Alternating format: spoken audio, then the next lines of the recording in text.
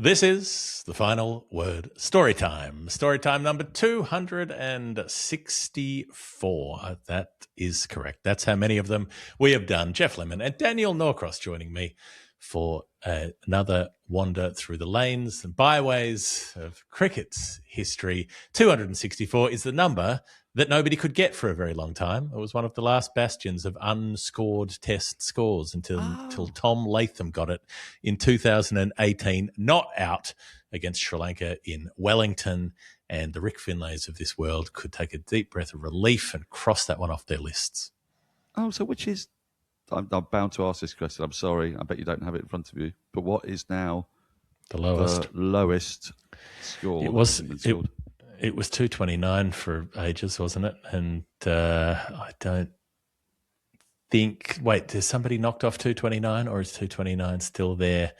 We're talking Test cricket only, aren't we? Here? Yeah, obviously we're talking Test cricket. I mean, everything's been made in first-class cricket. True. It's absolutely ridiculous sample size there where you can get mostly anything. Once you start getting up above the 260s, there are quite a few that haven't been made. There are some in the 270s and even later in the 260s that haven't been scored, I believe. But 229, did Kane Williamson get a 229? I'm just scrolling through. Nope. 229 has still not been achieved. So 229 is the lowest. Scored test score, which seems pretty doable if somebody were to set their minds to it, if somebody wanted it enough. So we can wait for that. Let's do a giveaway at the start of the show. Why not? Stomping Ground are a lovely brewery in Melbourne. They are the most Melbourne brewery you can imagine. They're involved with everything that is Melbourne, with the footy, with the comedy festival, with the Palace Foreshore Festival down at St Kilda that I went to some great gigs at over the summer. Saw Grace Jones play down there. She was magnificent. What an icon. She's like 76 years old or something and still getting carried around the stage by burly men and singing upside down in thrones and doing all kinds of things. And, of course, Stomping Ground was for sale there. Of course, it was being handed over the bars at the Meredith Golden Plains Music Festival.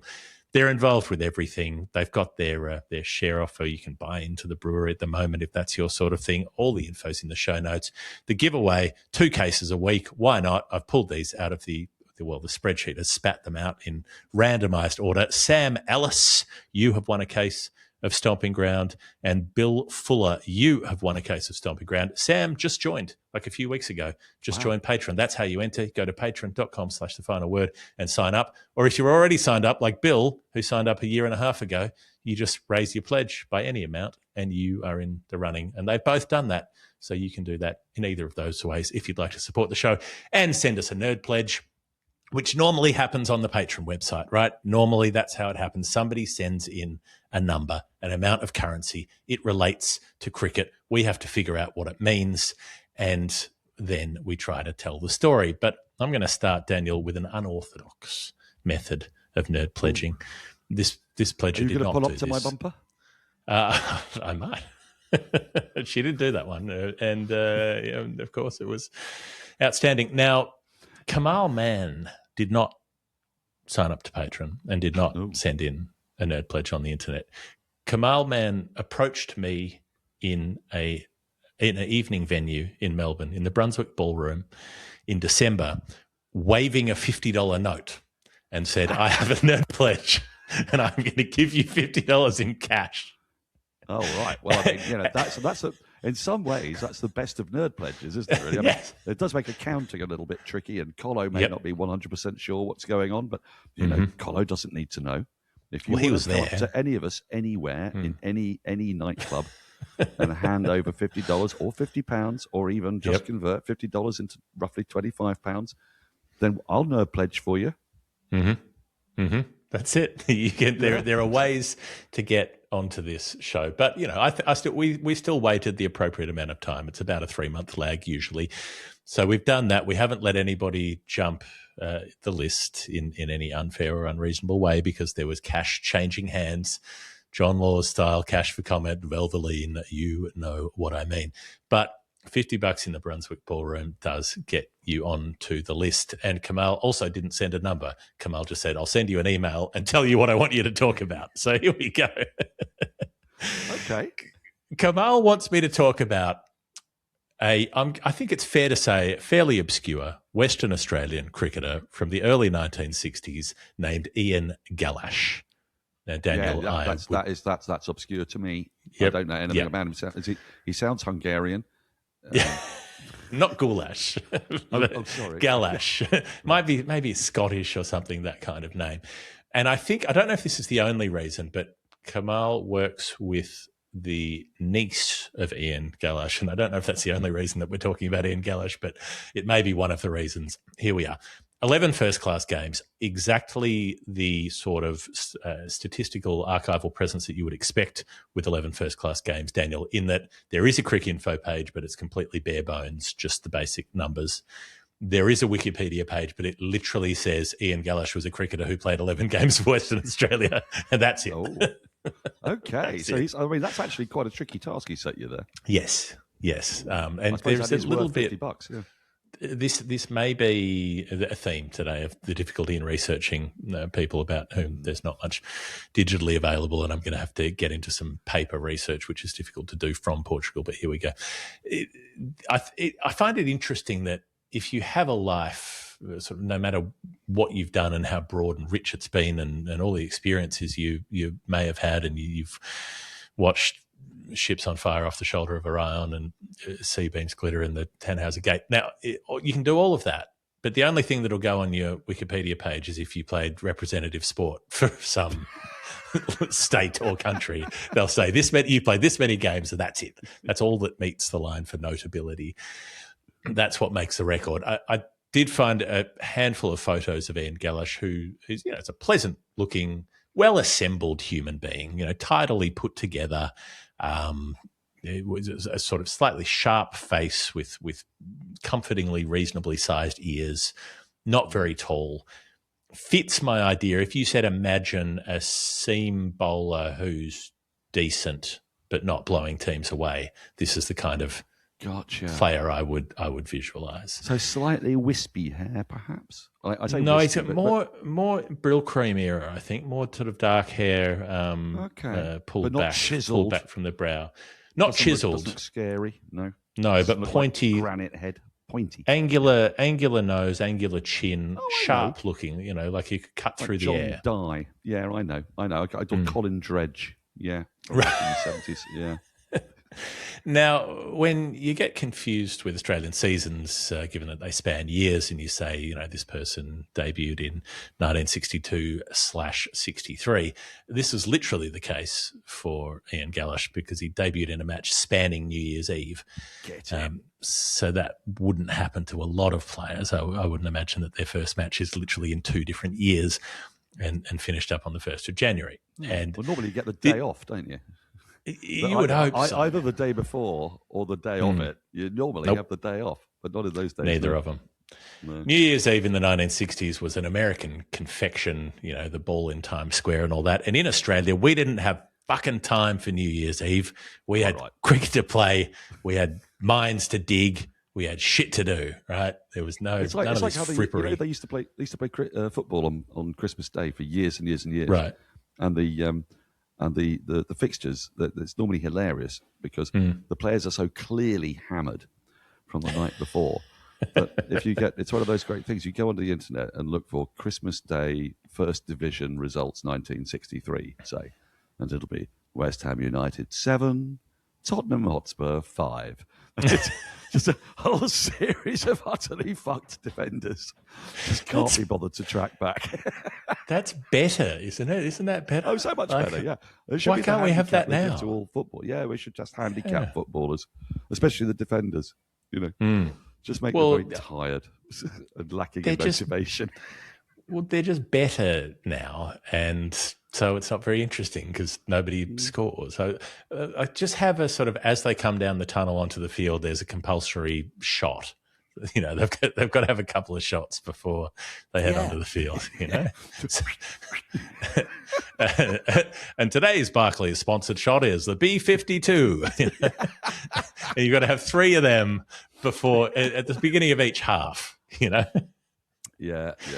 Yeah, well, and the umpire the referee has to drink a spritz. You know, they've got to have a Campari spritz with 3 olives in it.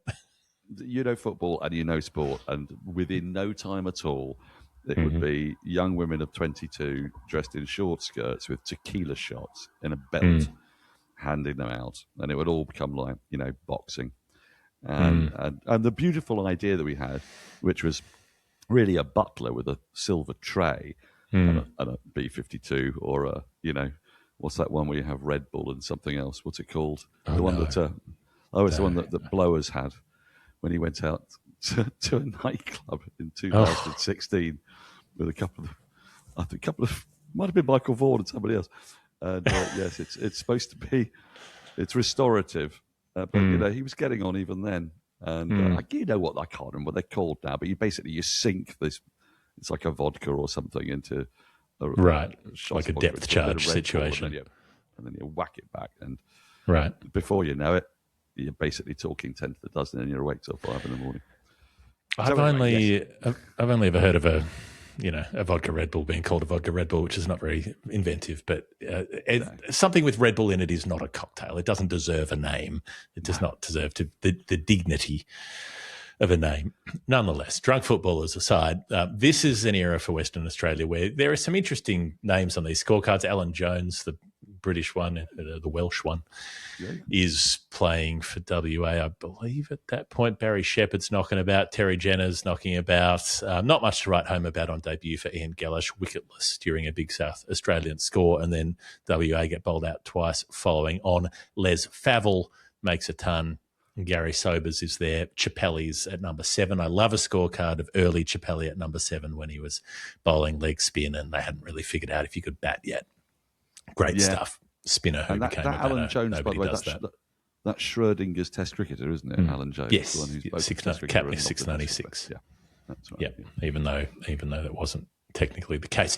So Ian Galash has his moment in game 2 after WA are all out for 116, turns around and bowls out the Vicks for 121, cleans up the tail, 6 overs, 4 for 18, which remain his best figures in first-class cricket throughout his fairly brief career. Ian Redpath chases down a total, though, for the Vicks to win. First win for WA for Ian Galash in his third match against Queensland, takes 3 for 57 and 3 for 50, including some names who've come up on the show before. Jack McLaughlin, who was a commentator, the Queenslander, Sam Trimble, the great Queensland name, Graham Bizzle, who we've talked about on the show before as well. So those are the 3 games Ian Galash plays that season. Plays again the next season, a couple against the touring South Africans. There's a WA game where he smashes 30 not out at number 10, which will be his highest first-class score forever. Not much in the way of wickets, though. And that's in the first of those. Then there's a Western Australian combined 11 scorecard, the WACXI, meaning that 40, 50 years before the Caxi, we had the Waxy, which is a beautiful thing that I didn't know existed. The Waxy existed in the early 1960s. And because it's a combined 11, totally painful, but only for a short period of time, which is not how first-class cricket is usually described. Because it's a combined 11, they can play fast and loose with who's in it. So Bob Simpson plays in this team. Richie Benno plays in it. Norm O'Neill plays in it, along with Alan Jones and a bunch of the WA lot. Crazy scorecard, 207 versus 161 on the 2 first innings. Then Eddie Barlow makes a double. Graham Pollock makes a ton. They set the Waxy 579 to win. And then Bob Simpson makes a double. Richie Benno at first drop makes a ton. Wobble in the middle order. And then Garth McKenzie, who's playing for WA in this era as well, is involved in a partnership of some substance. Takes them to 7 for 524. So they're 55 runs away, 3 wickets in hand, well set. And then Peter Pollock hasn't been able to do this for the South Africans, but Graham Pollock comes on, arsey bastard, like 7th or 8th bowler they've used, and immediately picks up both set players. They're 9 wickets down, and the win has evaporated, but Ian Galash has to come out and bat out the draw with Hugh Bevan, and does so. They see out the game and draw it 9 wickets down, which is always... What's the score at the end? How close were they? Was it still 50 odd short? Yeah, they didn't score many after that point. I think both the last two players were 2 not out, so they'd rather given up the runs at that stage at 9 down. Ian Galash wasn't much chop with the bat. You kind of think, Any rate. just brief aside on that, you kind of think that if it's the waxy and you're chasing 579, does it matter if you lose? Wouldn't it be a much, much bigger story that we would never forget? Go for it. In the annals of history forever to chase 579 than go, oh, do you remember that game when we got a draw when we were chasing 579? Oh, wasn't it great? Yeah, we were 9 down. Yeah. I mean, no one will ever forget where they were when we drew that game. This is the thing about cricketers' brains, and I had it myself when I used to play. It's way more important that your opponent doesn't win than that you do. It's a mean sport, isn't it? Yeah, remember when we stopped those pricks from winning? Yeah, basically. Remember when we made sure that nobody was happy? Yeah, I mean, it's that's it. That's exactly what the game is, basically. It used to be. Yeah. Remember when we could have made 11 people happy, but we made sure that 22 people were unhappy? Yeah. I'm not sure how much time they had left in the game. To be fair, I wasn't able to extract that information from the scorecard. But if you've got a guy who's just clobbered 30 not out at number 11, well, he should have been at 11, but there was an injured player against the same attack in the previous game, you think, well, let him do it again. Let's get the last 50 and win this thing. Anyway, that didn't happen. Played 6 more Shield games that season. Western Australia were not very good at the time, kept having to follow on, or there'd be a tiny chase in the 4th innings or a slow draw. So basically he's bowling 1 innings per game. There's a 3 for and a 4 for, but there's a lot of lower order wickets. So he's a bowler who chips in but never really grabs a game by the scruff of the neck. Final game against South Australia, a couple of things to note in his twofer. One is that one of the wickets is Les Favell, caught behind for 21, who's an opener. So Ian Galash doesn't dismiss a lot of openers, so that's something. And the other is that the second wicket is Garfield St Albran Sobers, who is dismissed for 195. So I don't know how good Ian Galash was feeling about that, but at least he got him in the end. South Australia still go big and win the game, but there we are. Now, after this season, this 63-64 season, he goes to play league cricket in the English summer of 1964 for a team whose pronunciation you will have to help me with, Colne in the Lancashire leagues. Is that Colne? Well, actually, Colne, yeah. I mean, probably, although the thing about Lancashire is that, they pronounce the 2 words spelt Great Harwood as Gritord. So you've Gritord. Yeah, I used to play for Gritord. And so, there's absolutely no real way of saying how you're supposed to say it, but I think you're fine with Colne. Right. If there's ever some sort of brawl at Great Harwood, would they say it was gratuitous violence? Yeah, probably. There would be a wag that might, yeah. All right. Well, Colne, if we may, had a good time looking at the Colne Cricket Club website. Fun Day 2026. Looks like fun. Inflatable dinosaur suits, having a good time. Perhaps they're going to head off to fight fascism in those after they finished having Fun Day 2026. They play at a team called the Horsefield. There's no E in Horsefield, of course, because, I don't know, things have to be quaint. But there are a lot of Horsefields involved in cricket. The Hollywood Cricket Club started by old mate Aubrey Smith in the 1930s, ended up becoming a Horsefield. If you go out to their original site at Griffith Park in Los Angeles, you'll find a Horsefield. Same goes for Wattle Flat, where Wattle Flat beat the H.H. Stevenson touring team in the 1860s. That's also an equestrian facility these days. So here's another Horsefield. Now, Joe Scuderi played for Colne at one point. Collis King played for Cole, but they weren't flush. They're the oldest club in the Lancs League, but they didn't tend to buy the big name imports like some of the other league clubs were able to do. They tried to pick good young overseas players, and this is what they did when they got Ian Galash coming into play for them. Did make some runs, couple of 50s, some 30s and 40s, but more importantly, took bags. Goodness me, Ian Galash rocked up 6 for 42 in his third game, 8 for 24 in a couple of games after that. At one point had a run of 28 wickets in 5 innings in league cricket. Ian Galash was cleaning up week in, week out, and across a season of 26 matches, scored his runs at just under 20, 400 and change runs in that season, but 94 wickets at 9.6. Going all right. SF Barnes kind of areas. So Ian Galash found it a lot easier in the league than he did in the Shield. And that's his cricketing, sort of high-level cricketing career. Plays the one season and then had to go and get a job because, you couldn't really make a living playing cricket around that time. There's one last bit, which is that Kamal managed to get hold through Ian's family of this amazing scorecard. Not a filled-out scorecard, but a team list, I suppose you would call it, from a benefit match that was played for the benefit of Charlie Stayers. Now, Charlie Stayers, Daniel, was a Guyanese fast bowler who deserves a storytime entry of his own. In the span of 17 first-class matches, Charlie Stayers played inter-island cricket in the Caribbean, played 4 tests for the West Indies, and won the Ranji Trophy for Bombay. Wow.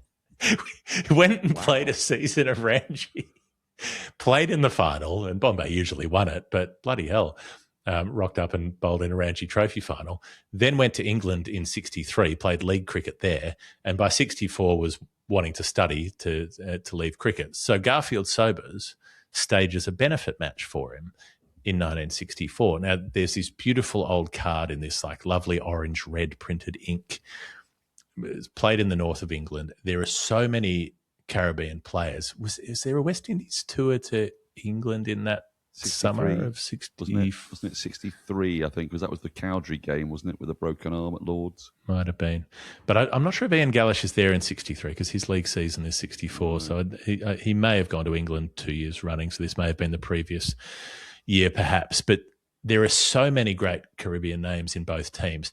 Sil Oliver's playing, Basil Butcher's playing, Rowan Canai, Sobers himself, Wesley Hall is on the list. Claremont de Pisa, the Leaning Tower, still holds the record for the 7th wicket partnership, is it, in Test cricket. Lester King's playing, Charlie Griffiths playing, Cammy Smith is playing, Seymour Nurse, Roy Gilchrist, Lance Gibbs, Chester Watson and Reg Scarlett. All these West Indies players across these two teams for this bloke with this brief 17-match first-class career. There's a couple of Indian players in there, Budi Kundaram, Vijay Boslayer playing, the Australians, Terry Lee, who played for New South Wales, and Ian Galash is the other Australian in this fixture who got the invitation from Sobers, who he played against. Now, probably not because Garfield Sobers was like, wow, that guy who got me out when I was on 195, what a player, irresistible, have to get him in this team. But probably out of respect for what he was doing in the leagues itself, where he was tearing up the league in that one season that he played. Ian Galash and Sobers would have recognised that. So I don't have the score for that game. I can't tell you what happened in it. I just know what the 11s were and how they were set up. What a thing to do. What a thing to be invited by Garfield Sobers to play in this remarkable match. And I wish I knew what happened in it. Maybe we can find that out, but I'm going to have to defer to others to try to find that information, which is going to be buried at a level that even I cannot dig down to from here. That's an absolutely beautiful story. And the number, of course, is 50.00 in cash. Exactly. The number was irrelevant. The number is how many years I could spend trying to find that scorecard, if it even exists. Digging through I don't even know which club it would be under the auspices of or which ground it was played at. So, yeah, it would be a mission. But if anybody knows anything about the benefit match for Charlie Stayers in 1963 or 64, please do let me know. Beautiful story. Beautiful story. I think we should go to a break now and get it done early, and then we can do what we want to do. After that, no one can tell. They can't tell us we can't stay up late and play loud music, Daniel. We can do what we want to do. We've done the giveaway. We should mention Maurice Blackburn, the number one plaintiff law firm in Australia, the greatest comeback series, the competition we've been running, where people have been sending in their stories about their greatest comebacks, some cricket related, some not cricket related. You can keep sending those in for the time being. info@finalwordcricket.com. Even if it doesn't get read out on the show, it can still win the competition. And Adam's the one who has all the details about the competition. But there is a competition. There is a prize. We're going to figure all of that out. Well, we sort of know what's going on, but for reasons that will make themselves clear in time, we're keeping some of that close to our chest. But Maurice Blackburn helped people make comebacks. That's the gist. That's the link. That's the hook, is that if you're a worker and you're injured at your workplace, if you're ill and you're entitled to compensation through some mechanism or other, and you don't know your way around the legal system and you're up against somebody else who has a lot more money and a lot more clout, you go to Maurice Blackburn. They do a lot of work on a no-win, no-fee basis, which means they will assess your case, and if they think you have a strong one, they will represent you because they're that confident that they're going to get the right result for you. So that speaks to the kind of integrity of the work that they do and the fact that they're sticking up for working Australians and have been doing since 1919. Links in the show notes. Look them up. We'll be back in a moment. This is the final word. Storytime number 264. A word for our friends at Cbus who support the show and help make sure that it gets to you. Cbus Superannuation. Superannuation is a pension fund in Australia. If you're from the UK, that's not particularly relevant for you to know, but you might be curious. We've talked about payday super a lot. I'll throw in a reminder this time about insurance. A big part of what superannuation funds are doing is making sure that, as well as looking after your money for retirement, making sure that workers have the appropriate insurance for their industries. You've got to make sure the insurance that you have fits the job that you're doing right now, particularly in higher risk areas, if you're working with heavy machinery, if you're working from heights. But really in any field, you don't know when something might go wrong. Having the right cover is a real game changer if something does go wrong. Cbus Super are obviously a sponsor of The Final Word. They have general information about insurance and all of the options in super at cbussuper.com.au. You can visit that website to read the PDS and the TMD. Those are the product disclosure statements and so on that give you information about the fund to determine if Cbus is the right fit for you. Past performance is not an indicator of future performance. Well, Daniel, you're up. It is time for you. And the next clue, the next pledge is coming in from friend of the show, White Line Wireless alumni from all the way back in the day. Handsome Hammy Goodman has sent through $4.21, which for some reason patron insisted had to be $4.22 and wouldn't let him change to $4.21. But he insists it is $4.21. That is the number.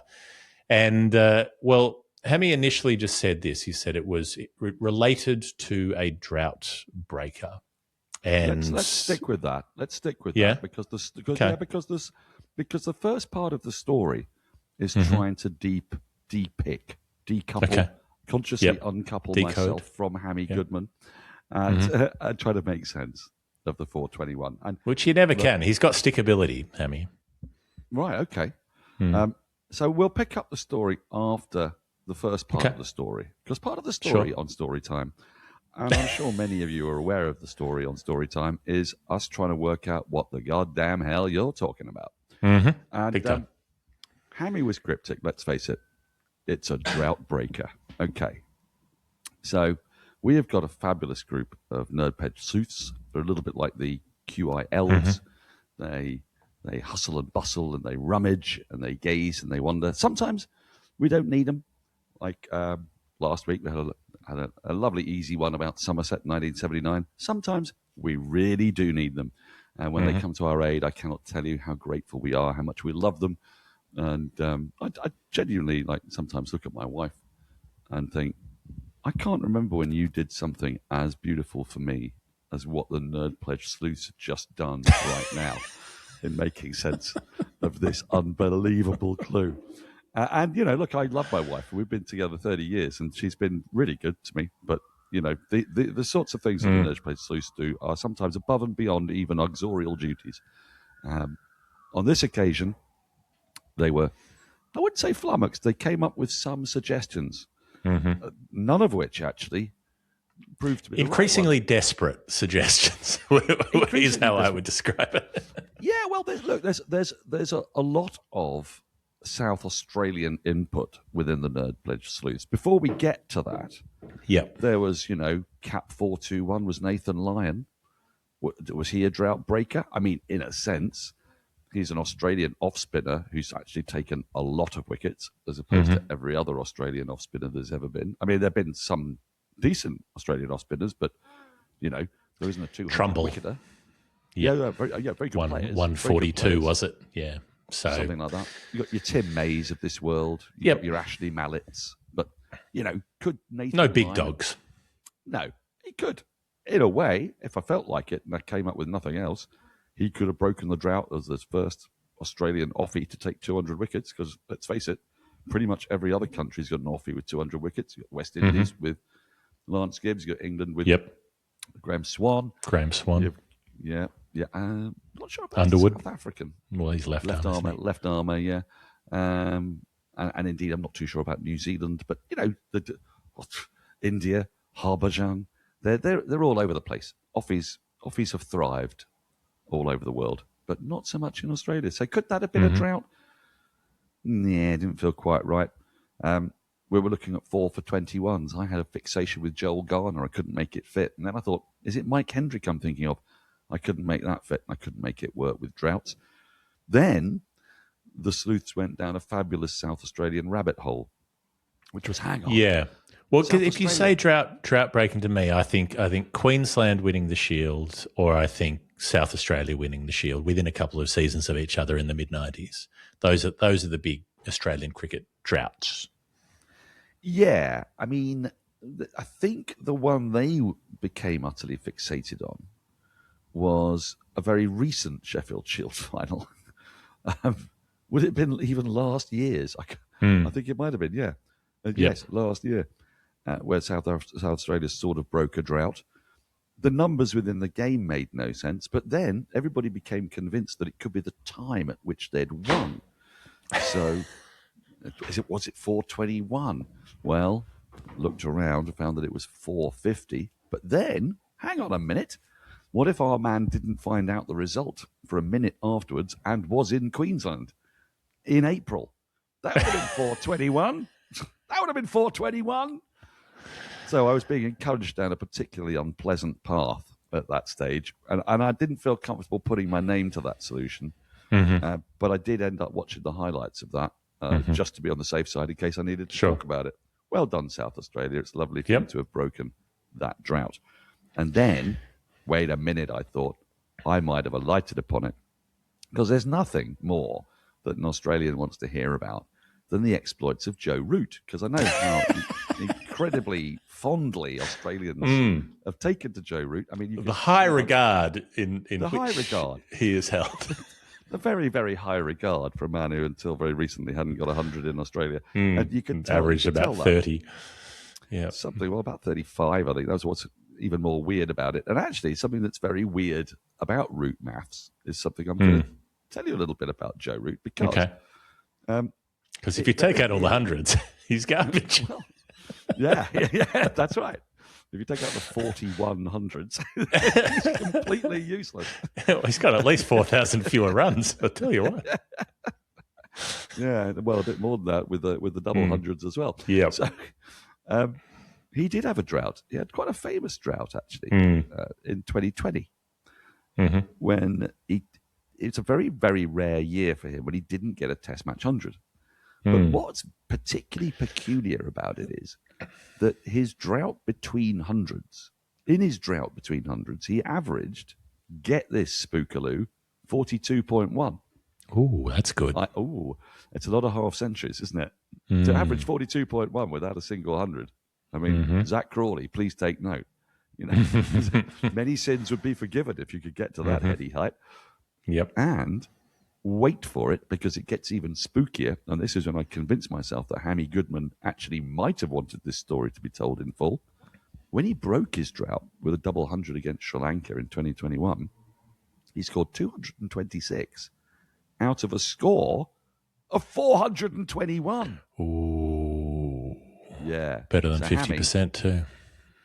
Hammy, at that point, you were going to get 10 minutes on Joe Root's COVID year, which is exactly what Storytime was not asking for, but it was going to be a lesson. It was going to be a lesson to all of you nerd pledgers that be careful what you wish for, because the thing about us is, and I'm not making great claims, but this isn't our first rodeo, is it, Geoff? So No. there isn't a single number that can ever flummox us. If I can find Ed Giddins on page 1182 when a pledge is 11.82, there isn't a number out there that we can't force to fit a story. The question is that the story you want? Yes. So in an act of, I thought, incredible reasonableness, you went back to Hammy and said, Hammy, we might want a little bit more here. This is the rough area that we're going down. We're looking in Sheffield Shield territory. We're thinking about those droughts. He came back to you and he said, basically, you're on the right lines, didn't he? Well, he said, yes, Sheffield Shield. And then he pointed out the fact which really added some texture to this. So when Handsome Hammy G turns up and says, my father, Glamorous Gary Goodman, played Sheffield Shield cricket for this state. And then as it transpired, I mean, now this is real Ian Galash areas, but maybe like the Ian Galash of batting, in that Glamorous Gary Goodman has a brief-ish career in the middle band, you would say, the Ed middle band, where there's a qualified amount of success, but not the raging stat torrent that you see from some other players. But Glamorous Gary played for South Australia, so there was that possibility, but only 4 of his matches, and then played another 27, I'm going to say from memory, for Tasmania. And Tasmania are a team that also have some droughts in their history. Well, they do.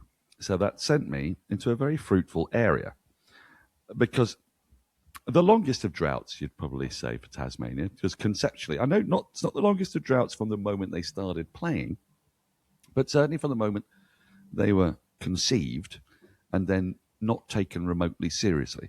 There's a couple of things that I've been to Australia a few times now, and I'm starting to understand the culture of Australia a little bit better.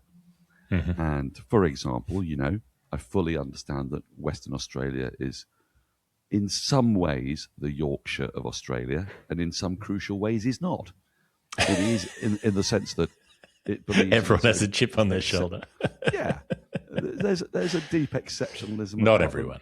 And there are some very reasonable people in both places, and there are also some fairly unreasonable people in both places. Please don't trample on my wild generalizations. Sure. So just broadly, this is a broad brush piece, this, guys. So don't at me, as I believe the youth say. Not anymore, they don't. And of course, I've come to realise that the Northern Territories aren't a state. I realised that a long time ago, but I didn't really realise what that meant in terms of the way every other Australian thinks about people from the Northern Territories. So they're sort of seen almost like they're kind of Untermenschen, it would appear to me. And then, politically speaking, and it's only one. It's singular. It's a Northern Territory. There are no multiple territories. Right. So there's some more learning for you. Yeah, Northern Territory. I've come to realise that everybody gangs up on Queensland, and all because of Pauline Hanson and because they won't do daylight savings time, which was an interesting part of trying to make this squeeze into 421 incidentally earlier. All because of the cows and the curtains. I've learned all about that. I've learned that New South Wales and Victoria basically consider themselves, each of them, to be the true holders of true Australianism, and they can't be both right at the same time. I've found out that South Australians have got this weird thing about, being the only freeborn state ever. And then there's little old Tasmania, which mostly just comes in culture as a kind of crude way of describing an unshaven lady part. Oh, her map of Tassie. I didn't know what the hell that meant the first 30 times I'd seen it. I then looked at Tasmania and thought, I think I now do understand. It's cold. It's strange. I've been there. I absolutely adore it. It has an insane museum that I'm sure you're all very familiar with. But when I went there, my eyes were opened. The machine that makes poo, the wall of your vulvas, nostrils were opened. the whole thing. It's great. But one thing that's very, very clear about Tasmania is that everybody in Australia basically goes, Tasmania is the New Zealand of Australia if New Zealand didn't exist. New Zealand does exist. So basically both New Zealand and Tasmania are the New Zealand and Tasmania of Australia. And Hard to refute that. With further research, I discovered also that Tasmania were not allowed to play cricket properly until Jack Simmons came along and transformed the side in the 70s. I was aware of Flat Jack, and his tremendous efforts in turning Tasmania into a very serviceable one-day team initially, to the point when they were performing so well that the clamour for them to play Shield cricket, presumably coming only from Tasmania, while the other states went, for God's sake, do we have to? They let them in. But this is like, this may sound very naive, and I realise that the bulk of our listenership here are Australian, but just take it from me, from an outsider's perspective, saying, okay, you can join the league, but you can only play half the games, is absolutely the most insane compromise I've ever come across. And it then seemed to involve, at the end of it, working out what the table was. There had to be some odd calculation that had to be worked out on the basis that you times it by 5 and divided by 9. Well, travel wasn't so easy back then, Daniel. You couldn't just hop on the Jetstar from Avalon for 45 minutes and pop over to Tasmania. Back in those days, you probably had to get a train and then a ship and then another train. And Tassie's always held this weird place. Even all the way back. I mean, we were talking about this on the show a few weeks ago, where the first recorded first-class match in Australia is between Victoria and Tasmania, but there is an argument that status should be rescinded, that it should be stripped of this status because the Tasmania team weren't good enough to make it a viable first-class fixture. Bill Ponsford's quadruple 100, Archie McLaren argues that it should be struck off the register of first-class innings because it's broken McLaren's record for the highest first-class innings at the time. And McLaren's argument is that Tasmania aren't good enough to be considered a first-class team.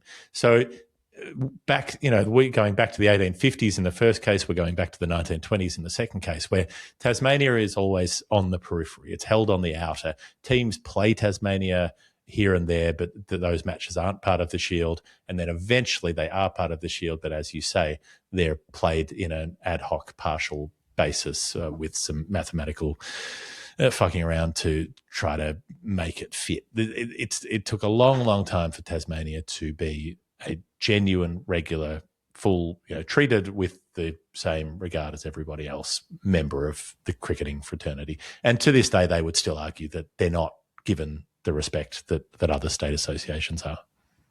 Well, I get that feeling, and they certainly should be. I mean, they're my Hobart Hurricanes are my team in the Big Bash, I'll have you know. I mean, we don't need to go through a list of all of the great alumni, but I just put out there Ricky Ponting. I mean, for heaven's sake, the fact that they pronounce Launceston Launceston, this is all great. The superb wine, that incredible fish bar on the harbour at Hobart, where you get an oyster in a Bloody Mary shot. I mean, that is one of the greatest advances in culinary culture I have ever come across. I will go into bat for Tasmania every day of the week. I love it. It's possibly Hobart, my third favourite city in Australia. Again, don't at me. But this is a tale of drought breaking.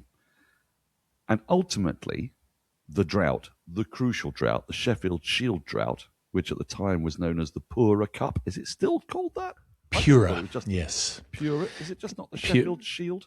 Is it? It was sponsored. It was sponsored briefly by a milk company called Pura Milk. We had a whole milk cup back in the 80s when Britain was just on the very coming out of its socialist experiment, which was a very fine experiment. The League Cup, which is the lesser cup competition, the FA Cup, was sponsored by a whole host of things, and one of them was just milk at one point. Not a brand of milk, just milk. Just drink it. Just good milk. For you. The Milk Marketing Board. I mean, my God, those were different days. So I love that. I've definitely spoken about this on the show before, but a key part of my childhood / adolescence was a big billboard at Eltham train station that had the basketballer Andrew Gaze on it, spinning a glass of water on the tip of his index finger as though it were a basketball, as if to say, remember Andrew Gaze, he plays basketball. And the slogan on the billboard was, drink more water. That's it. That's it. Brilliant. Those were the kind of PSAs that we had in those days. Wholesome, health-focused, big water was not involved. They just wanted people to be hydrated. That's absolutely beautiful. It is up there with a marketing campaign in England, which was called "Go to Work on an Egg," which when I was 9 years old was so confusing because I'm a very literal man and I did not understand how you would do that. You can't do that. It's not safe. You can't do that. But let's get back to the story. The story of Tasmania, a place that I'm very, very fond of, where I had the only Chardonnay I've ever enjoyed drinking.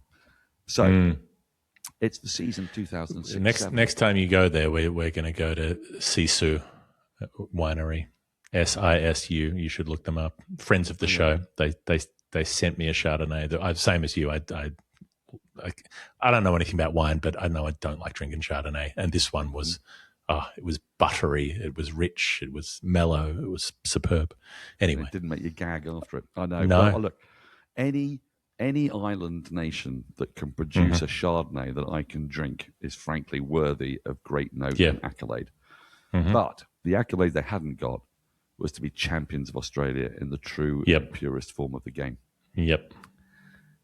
So we now fast forward. They've had a few near misses. Thrice they've come third or second, something like that. So they're knocking on the door. They're hammering the door, but will the door be hammered down?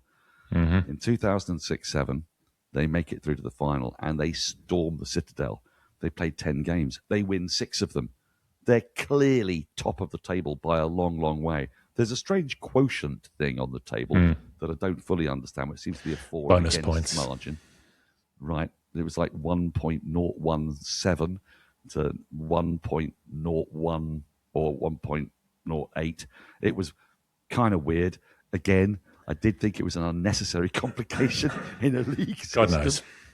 I mean, I think bonus points are fairly daft, but I could just about get on board with them because you just add them up with the other points. But then there was a quotient. But it doesn't matter. I'll let it go. Forget the quotient. Tasmania had 38 points. They were 10 points clear of their opponents in the final, who were New South Wales. So they had home advantage. They got to play at Hobart, presumably at Bellerive, which is a great ground. And this is their moment. This is the moment when destiny could arrive. And they are sporting some very, very fine players. One who is, again, close to my heart, Michael Di Venuto, or Diva, as we called him in Surrey. I dare say they called him that all over Australia. They did.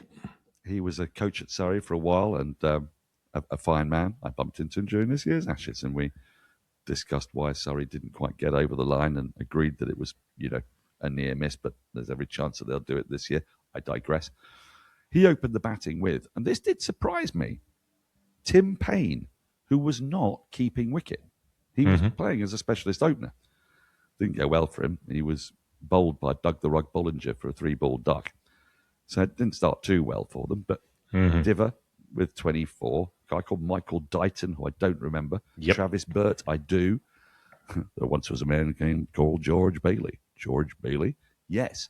He was in this team too, batting at number 5. It is a wonderful life for George Bailey. Daniel Marsh was the skipper. After those early wickets had tumbled, they were at one stage 94 for 5. It looked like they might have frozen on the biggest stage. Destiny was calling. But no, who comes back to help them? Sean Klingeleffer. Oh, yes. One of the great names of cricket. Keeper, who's keeping instead of Tim Payne. And then runs from down the order. Luke Butterworth, who quite frankly should be playing in the Lancashire Leagues. Damien Wright, who sounds properly Australian. With a little bit of support from Adam Griffith, get them up to 340. There's 5 wickets for Doug the Rug. This is in 2007, so this is, before he's a real staple in the Australian side. It's making his way through. He's catching the eye of the selectors. Mathew Nicholson with a couple, Grant Lambert with 3. Then New South Wales, after a good start with Phil Jacks making 82, Dominic Thornley with 41, wickets tumble. They tumble left, right and centre. I can't find a 4 for 21 anywhere, though. Luke Butterworth, after his 60-odd in the first innings, 4 for 33 with the ball. He's proven to be... It's up there with Ian Botham in the Jubilee Test match. Can he continue this incredible fine form? Could it be one of the great moments of his life? Well, they skittle, if you can skittle, really. I'd say that it's a bundle more than a skittle when you're 230 all out. It was a bundle. Bundled out for 230. But Sean Klingeleffer and Luke Butterworth, again, rescue Tasmania from 176 for 6 at a partnership of 163, basically to seal the Sheffield Shield in that one partnership, both making hundreds. Klingeleffers of 304 balls, 107 off 304. Oh, that's with proper. 6 fours. That is proper. That's Dominic Sibley. Why does no one ever mention him? Luke Butterworth, a bit quicker, 194 balls with 15 fours. They make 460. They can't lose now. And not only can they not lose, they go on to win in emphatic fashion, genuinely skittling in the second innings, New South Wales for 149. Ben Hilfenhaus, the bricklayer, with 4 for 22. Damien Wright, 5 for 13. The chase was 571 runs. They were bowled out for 149. So how many did they lose by? Or how many did Tasmania win by? 21? 421. There we go. Error. It was spot on. We thought it was pleasure error briefly when we added up the score that South Africa made to break their duck in winning the World Test Championship. They got 420. Was he talking about that? Was he hell? He was talking about the day that finally glory was brought to Hobart. 421. Well done, Hammy. We got there in the end. 421. Velut Luna, Statu Variabilis. Thank you, Handsome Hammy G and Glamorous Gary G, for bringing us that story. I've got one from Mathew. The pledge is $3.51. And as it was in the first one, Matthew's just told me what it is. He just tweeted it out. Beautifully done. My dad, says Mathew, used to work with Wayne Phillips, number 351. There we go. Pledge solved. And he told me some great stories. I know it was only one test, but I was a kid and I liked the guy. So the important thing here is that there are 2 Wayne Phillipses. Yeah, I was going to say, because the Wayne Phillips that I know didn't play one test. Indeed. The Wayne Phillipses, the Phillips Index, if you will. Long-time listeners will know, because this is something that caught our fascination early in the years of the show. There is Wayne B. Phillips and Wayne N. Phillips, Wayne Bentley Phillips and Wayne Norman Phillips. All of the kinds of Wayne Phillipses that one can have. The Bentley and the Norman. There again? You may. I'm getting very Australian on this because I'm using you as my cultural guide. Yes. But Wayne is that's a very Australian name in my mind. Wayne, yes. Brad, all that kind of stuff. Keith. Yeah. But Norman and Bentley are very English names from the 1920s. So was it just the style that you'd call yourself things like, Brad Stanley something or other? Shane Keith Warren. Not always. I reckon Norman's pretty Australian from that era, because there are a lot of Norms Norm O'Neill, knocking about. Norm O'Neill. Norm was the central character of the Life Be In It campaign. The cartoon character of the fat bloke sitting on his couch was called Norm because it was a joke about the norm, the average, the regular guy kind of thing. So there are lots of Norms in that era of Ians and Keiths and Trevors and whatnot. There are lots of Waynes. There are not a lot of Bentleys, but the middle name is often an area for a lavish expression that a buttoned down, thin-lipped, closed-mouthed sort of Australian approach to things, a parsimonious approach, one that doesn't like extravagance, will not allow any extravagance with the first name. That can't happen. The first name, you don't want people to think you're showing off, so you can't do anything flash with the first name. The first name's got to be straight down the line. But the middle name is where you can do something with a family connection. You're Stephen Peter Devereux Smiths of this world. And maybe that's where the Wayne Bentley Phillips comes in. Maybe there's a Bentley family name going back a while, because I don't think he ever drove one. And I doubt that he ever will, when we're talking about Wayne Bentley Phillips, who is a great South Australian, a passionate South Australian, flipper, as he's generally known. Nothing surer, Daniel, when going to an Adelaide test than that you will run into Flipper Phillips somewhere outside a pub and he will chew your ear off. He's a great raconteur, done a lot of miles on the after-dinner circuit, has a joke for every occasion.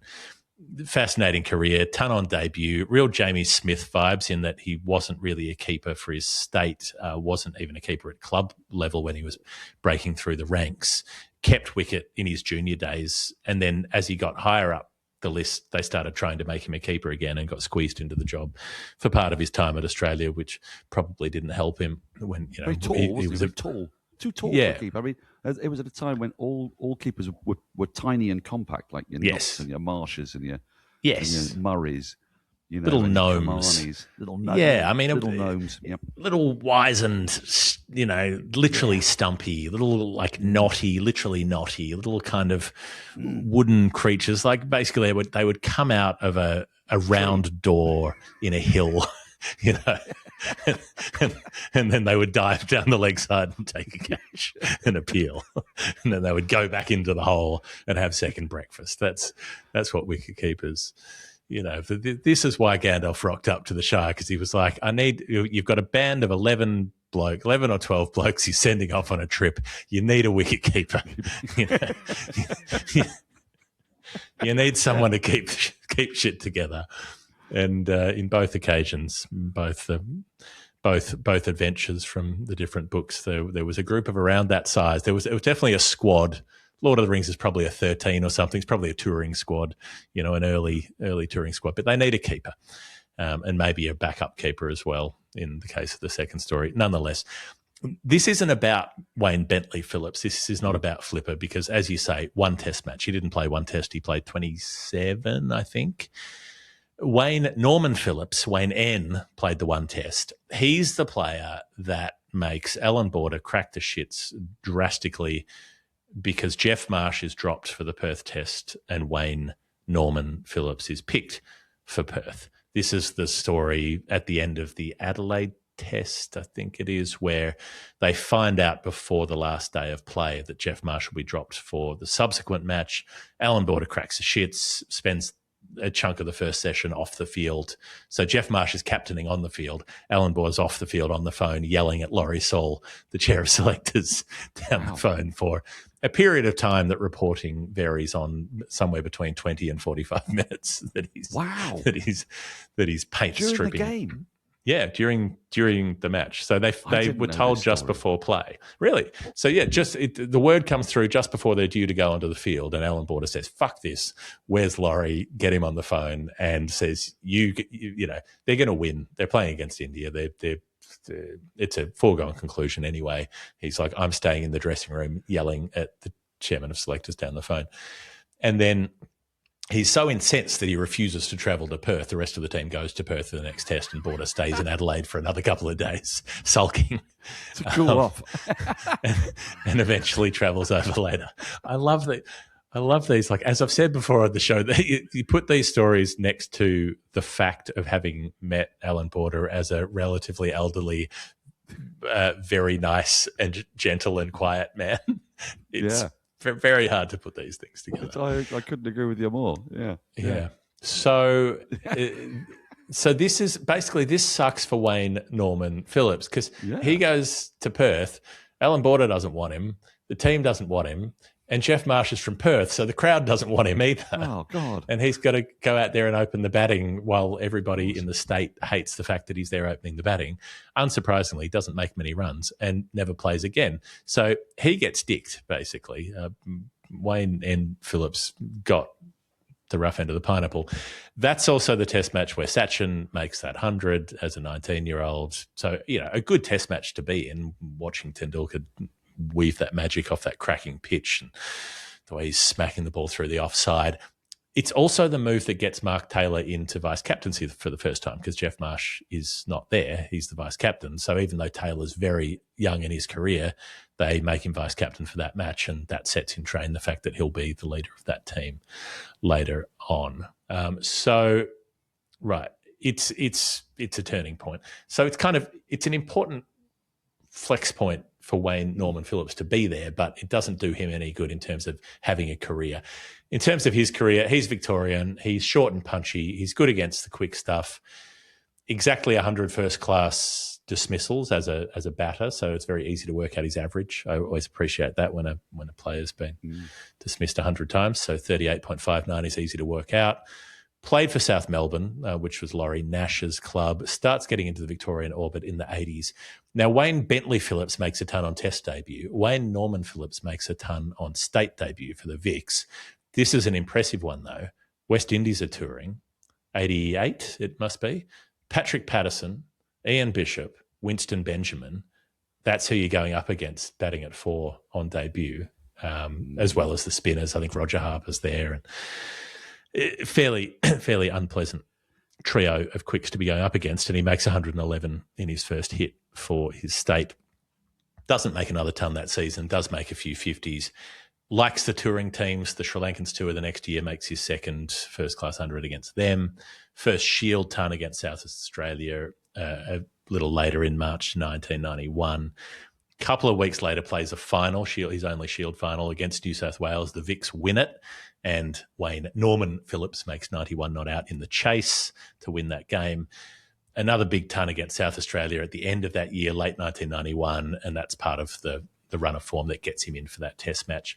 And he's not deterred after that Test match, makes 100 soon after against Queensland, makes a double against New South Wales early the next season, carries on until the end of the season in 1994, and then carries on beyond that, playing for South Melbourne for a greater period of time. Played for Greenmount in the UK, where Mark Taylor played that club, and Mathew Hayden played there, and had a season there too. But he's always overshadowed, and I talked about the difficulty of researching things. He's overshadowed as a player by the Geoff Marsh thing, and by being viewed as a stand-in and an unentitled one in that side. And he's also usurped by the name thing, because you can't find anything about him without Wayne Buchan Bentley Phillips sticking his beak in and going, "Oh, you talking about me?" Because he's got such a big footprint as a speaker and as being interviewed and all the rest of it. Try to find anything about poor old Norman, and all you get is Bentley parking in his spot. So Wayne Norman Phillips, if you're out there, drop me a line. I think the best thing to do is just speak to you directly and ask the questions that I want to ask, because there's no other way to find it with Flipper hogging all of the limelight, which, seems appropriate for the personalities, I suppose. But that's what I can tell you, Mathew, with your 351 about Wayne Norman Phillips and his one Test. So what happened in his one Test? They won. Australia smashed them. India did okay in the first innings. Sachin made the 100, which kept them vaguely in touch. How about Normo?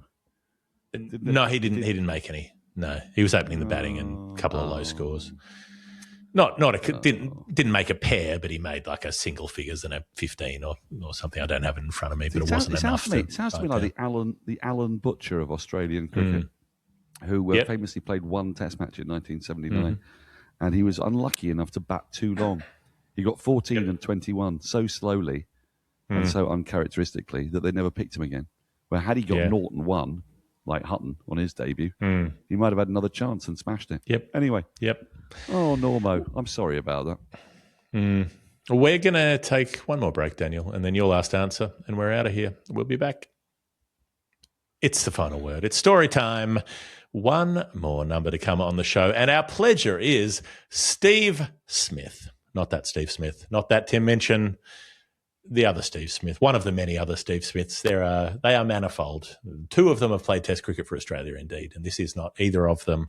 I believe this is the Steve Smith who is known to the show for his own sports journalism work on basketball more so. Our Steve Smith, this Steve Smith, has sent through $3.74, and there is a small clue rather, which says, for an underappreciated idol from my youth, not without controversy and detractors, to see his footwork and batting style was a welcome inspiration in a tough era for Aussie cricket. Daniel. Well, there aren't many tough eras in Aussie cricket. That when they are, they barely count as eras, to be honest with you. No. There's the odd couple of years here and Two there. or 3 years, yeah. 2 or 3 years. And actually, this era was, I guess, tough because of Kerry Packer, but in so doing, it kind of heralded a whole new world for Australian cricket. So it was, in fact, it was a tough era for everybody's cricket because there was one team that stood out ahead of everybody else. The West Indies, they dwarfed all other countries, with a possible exception of Pakistan. I mean, there's an interesting conversation to be had about whether Pakistan were, certainly the second best team in the world around that time, and on occasion could go toe-to-toe with the great West Indians. But from 1976 to 1991, they didn't lose a series, did they? They were an absolutely outstanding side. It is that era that we're talking about, and we know this because of the clue. The clue was very helpful, just a little, for all of you pledgers who are thinking about clues. That's a lovely clue, by the way. It's layered. It's got stuff in it that gets you somewhere. It's not just any old drought, because there have been a lot of droughts in cricket. This takes us into the right general area, and there is a man who famously has an average of 37.4 who fits the bill completely for this clue, and it is Christian Ryan's golden boy. It is Kim Hughes, and so much has been said about Kim Hughes on Storytime before that I thought, how am I really going to inject anything new to this? And it's going to be my appreciation of Kim Hughes because of the Pledger. Because I think about Kim Hughes roughly 7 or 8 times a year. Largely because it's often brought up by people. I mean, his most famous incident is outrageously him crying upon relinquishing the captaincy back in 1984. The West Indies had done for him. I mean, Graham Smith made a whole, I think, 3 England captains cry, but for some reason we don't fixate on that. We don't fixate on what happened to Nasser Hussain and to Michael Vaughan and this, that, and the other. But one Australian crying, well, there have been 2 now with Steve Smith. 2, yeah. Yeah, and Steve Smith, but, of course. But the other one got to do a bunch of stuff after the crying is the key. Yes, he did. The crying wasn't the last thing that he did. No, that's very, very true. But, our pledger is Steve Smith, and we are in crying territory. Oh, yeah. Because the man in question is one of our 2 Australian weepers. And crying in Australian culture for a man, I'm sure in the wider Australian culture, is perfectly acceptable. They're quite a sophisticated nation these days. But in sporting culture, that really isn't acceptable. We love crying in early England. 1980s sporting culture, certainly, yeah. Well, certainly 80s. But I mean, even when Steve Smith cried, he got some fairly bad raps as well. I think it's a thing that some places are more comfortable with it. In England now, we've reached a point. Depends. Nobody would mind. Nobody would mind a winner crying. Nobody would mind. It would depend. If you're crying with joy holding the Premiership Cup, that's fine. If you're crying, people love sports media loves a schmaltz story where it's where they can ring the emotional stuff where player makes 100 after a family tragedy or something like that, and then there are times when it's okay, but I suppose in that instance there, it's like, oh well, you've been bad, you've been losing, and now you're crying, or you've been caught doing the wrong thing and now you're crying about it. So now we're going to get even more angry about the fact that you're upset about the fact that something's gone wrong, which is a form of it's a form of bullying. It's a form of bullying. It's insane, but it is, and it's very unpleasant to watch. But what I'm going to try to do is give you my impressions from the other side of the world of what Kim Hughes was and what he meant to us over here. Say us, me, I suppose, because he's kind of right in my sweet spot of childhood. He goes out to England in 1977, which is the first Ashes series that I properly remember. I was 8 years old at the time. Followed it completely. It's a famous one with boycotting Randall and Botham making his Test debut and picking up Pfeiffer at Trent Bridge and all that kind of thing. And an Australian side that's being under tumult, really, because of what's going on in the background with the Packer stuff. Schisms taking place. Incredibly brilliant cricketers being massively underpaid to do a highly skillful and difficult job of facing West Indian fast bowlers, for example. And also being able to watch. It's hard truly to appreciate this from the distance of 2026. But in England, cricketers were being really well paid, actually, by comparison with other cricketers around the world. It was a sort of IPL of its time, county cricket, 17 counties at the time, each having at least 2 overseas professionals, 34 guys from around the world getting paid properly, wall-to-wall TV coverage of it, not very good TV coverage with one fixed camera at the other end, as I reminded myself today when watching reams and reams of Kim Hughes batting, for it is Kim Hughes that we are talking about, the lachrymose Australian captain. And I had heard of him before he came, which is quite rare for an 8-year-old to know about Kim Hughes. There was a buzz about Kim Hughes, and he came as part of a kind of package with David Hooks, who also came on that tour. There was this sense that there were these 2 young guns, flamboyant young guns. Australian batting had been not exactly grindy, but quite staccanovite before that. The likes of kind of Redpath and Simpson and Laurie, and cricket had been staccanovite, really, hadn't it, throughout the 60s and early 70s. Greg Chappell was slightly different, more fluent, more delightful to watch. But if you actually look at Ian Chappell's numbers and the speed at which he batted, he was a pretty pragmatic player. And there was this notion that there were these 2 young, blonde, vibrant, exciting Australian dashers who are going to come and tear things up.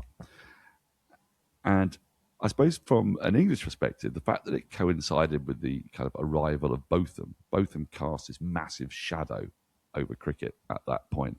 So if you were going to be flamboyant, you had to be up there with Botham, because Botham was suddenly whacking the ball out the park, hitting sixes and taking wickets and being flamboyant and charismatic and exciting. Well, Kim Hughes got basically no chance at all on that tour. And was picked for the final test and the final test only. He was basically thrown under the bus. It was how it was described by one teammate. And then, as I was digging deeper into what happens to him at this point, he doesn't go with World Series cricket. There's a dispute over whether he was ever asked. He claims that he was and turned it down. Somebody else claims that he was never asked and he didn't turn it down.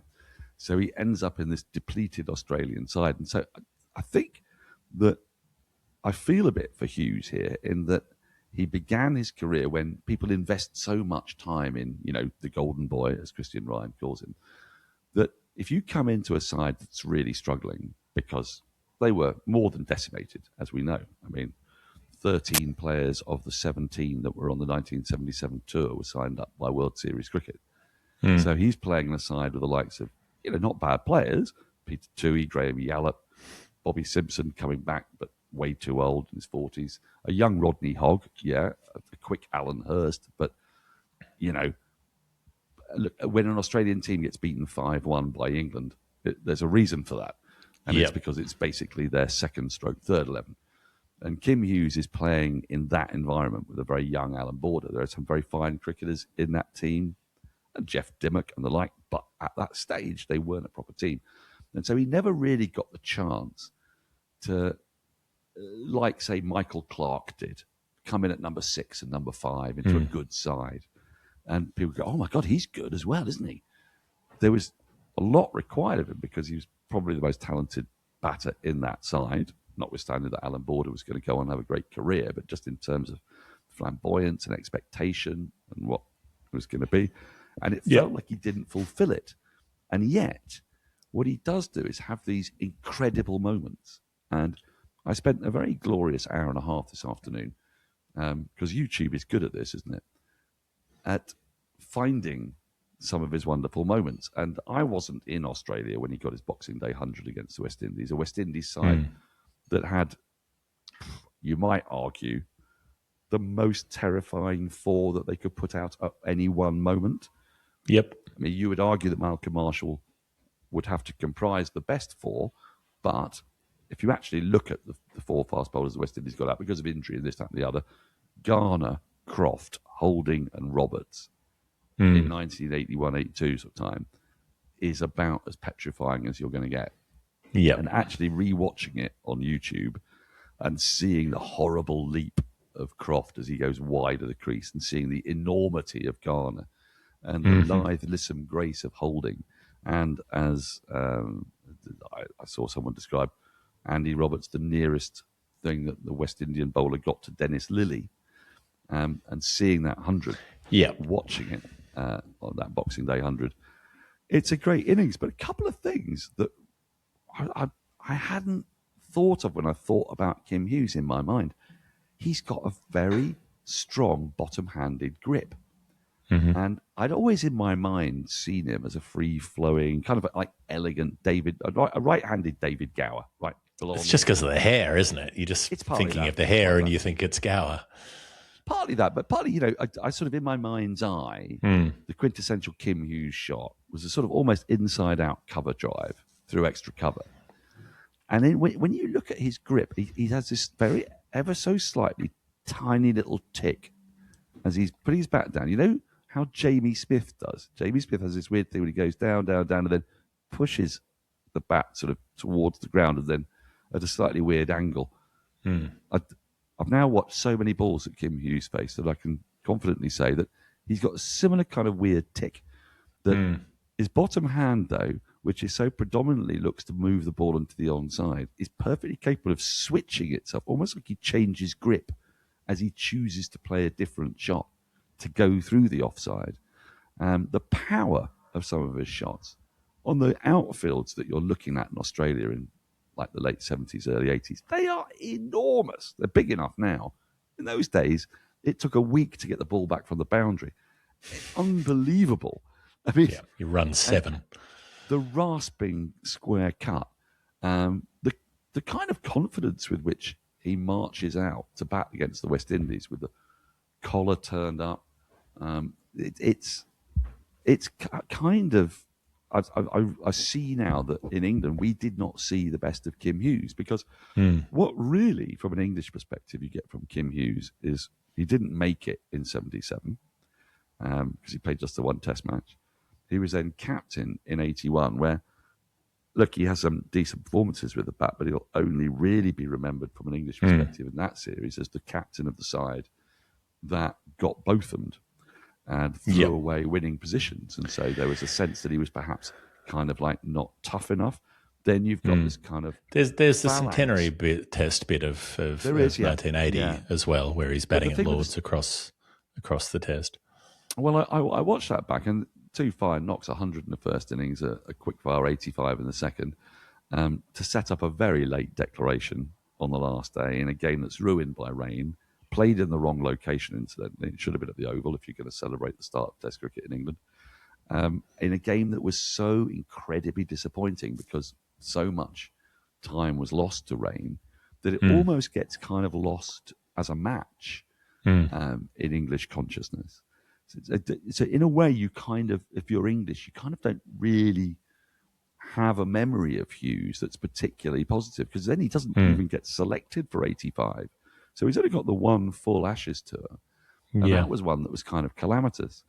And yet, when you delve and you meander into the weeds of YouTube and watch what a player he was, I guess the final thing I want to say about this is that, and this is where I need to ask you, because hopefully as my Australian correspondent, you can explain what seems to be a kind of, I don't know, slightly, is it paradoxical or is it just contradictory that there seem to be a couple of guys out there, Chappelli is one of them, who is forever on his case. And yet, when Hughes gets that 100 against the West Indies, and indeed when he gets a double 100 later on, Chappelli can be perfectly splendid, a great innings, fantastic. This is exactly what we want to see more of from Kim Hughes. But he appears to be his fiercest critic. And I can't work out whether that is the tough love of someone saying, look, you're so good, you should be scoring loads and loads of runs, or whether this is some kind of slight objection, because Kim Hughes always comes across as bouncy, affable, perhaps a bit naive, might be part of the hair, it might be whatever, but character-wise, which is very different, obviously, from the granite-like implacability of Ian Chappell. Are you able to sort of explain that dynamic? I think that it's fundamentally that there was personal animus for whatever reason between that key group of Lilly, Marsh, Chappell, probably both the Chappells, which doesn't seem entirely fair given that Greg Chappell and Kim Hughes are swapping the captaincy back and forth at various stages, depending when Greg Chappell decides to make himself available or not. That's really rubbish, that, isn't it? I mean, it's really, really difficult, again, for Kim Hughes. It feels like every single time he's dealt a shit hand. Yes. And there's I think maybe it's to do with schedule packing and all the rest of it, but it's the least impressive part for me of Greg Chappell's career is that there's at a stage when the Australian team's relatively weak and they desperately need him as their best player. He knows that, and so he's able to command an undue amount of influence at that period of time compared to other players at almost any other point in Australian cricket. So Steve Smith was a bit like this in 2015, 16, 17, where he was so far and away their best player and they didn't have much else in the batting that he was able to basically make all the decisions around the team. Greg Chappell was able to pick and choose and say, I'll be available for this tour and not this one, or I'll play the home summer and then not go overseas. Fine to prioritise mental health if he was worried about burning out and so on, but to have the expectation that I'll come back and captain when I'm playing, as opposed to, I'll have to earn my spot back if I want to sit out this tour. There was something wrong there. But for whatever reason, maybe it was a Western Australian thing initially between Kim Hughes and Rod Marsh and Lilly to begin with, and then the Chappells got drawn into that. There was personal beef. I think Chappelli's well enough able as an observer of the game to watch a great innings and say it's a great innings, even if he doesn't like the guy. But he still didn't like the guy for whatever reason that was. And I think there's also a misunderstanding of Kim Hughes as being sort of gentle and fey because he has the golden curls and because he cries in the press conference. And for nothing more than that, people go, oh, Kim Hughes was a gentle soul who was too sweet and good for this world and with his willowy wrists and all the rest of it. And like you say, he didn't play like that. He was tough as old boots for a lot of the career that he had. And he's not someone whose personality is progressive and open-minded and gentle. He's someone whose personality, as in whatever experience I've had with it as with him as an older guy, is pretty brusque and pretty much straight down the Australian male traditional conservative mould that you would expect. That he says some unpleasant stuff and he doesn't necessarily have a hugely open-minded approach to the world in the way that you would expect of a man of his age, right? He's not. He did go to South Africa more twice, like, didn't he? He went, not only did he go to South Africa, he captained the 2 Australian rebel teams in South Africa, and then finished his career in Natal while they were still under a ban. So it's a very complicated kind of thing. I'm trying to get my head. Well, that's the thing. This isn't an enlightened person who's saying I'm going to keep going to apartheid South Africa even after I've had it very well clearly explained to me what's going on with and why people are not doing that and why there's opprobrium. And so I think there was a degree of stubbornness to say, well, fuck you, don't tell me what to do, I'll keep going. That would be my guess. So, there's all of that. I think Kim Hughes is seen in a way that it doesn't actually reflect who he is, and he was also treated unfairly by this clique within the Australian team that, for whatever reason, had a set against him and thus made his life more difficult than it needed to be and stopped Australian cricket from getting the best out of him when he might have been able to offer more. I think all of those things are true at the same time, but these are just observations from well outside the ring of what was actually going on. So there you go. That's the. I've tried to explain the Kim Hughes as we understand it from over here. An average of 37.4, which, looking at the highlights of some of his best knocks, does not reflect brilliantly on him. But the caveat to that would be, did play a lot of test matches against the West Indies, and they were very, very, very good at the time. Yes, and did play in a weak Australian team for most of his career, so he didn't have the luxury of it. As well. Yeah, exactly. That's the big thing about that Boxing Day innings. It's not just the bowlers he's up against, but the wicket's horrible as well. So, the players who were quaking in their boots about the Ashes pitch of 2025 should go and try to play on that one. What do you just take? Here's something for our listeners. Go onto YouTube and watch him charge Joel Garner and smash him through deep mid wicket on that pitch, where the top 4 all got out for 4 or fewer. It was quite the thing, and it wasn't that it got a lot better because Dennis Lilly then skittled the top of the West Indies order at the end of the day. So, it was quite the knock. He had it in him, that's for sure. Yep. That is story time for this week, number 264. Thank you, Daniel Norcross, for taking us through your tales in your inimitable way. Thank you to everybody who's listened this far into the show. If you want to be part of it, patreon.com/thefinalword. You put your number in, you sign up with that amount of currency, that sends it through to us, and that gets you on the list. If it's your first time, we will endeavour to have you on the show within 3 months. And if you have been on the show before, you can keep editing that number and coming around again, although that will take longer these days. With the length of the list, you can also win a case of Stomping Ground beer by signing up. And for the next few weeks, you can also win the Step 1 clothing voucher as well. So there's a fair bit going on. Be part of it. You can get things for just about free just by signing up to support what we're doing. Daniel, you have a dinner date. I have to eat or I'm going to fall over. Let us call this the end of this program. I will see you anon. Thank you for being with us. This has been The Final Word. Till next time. Bye.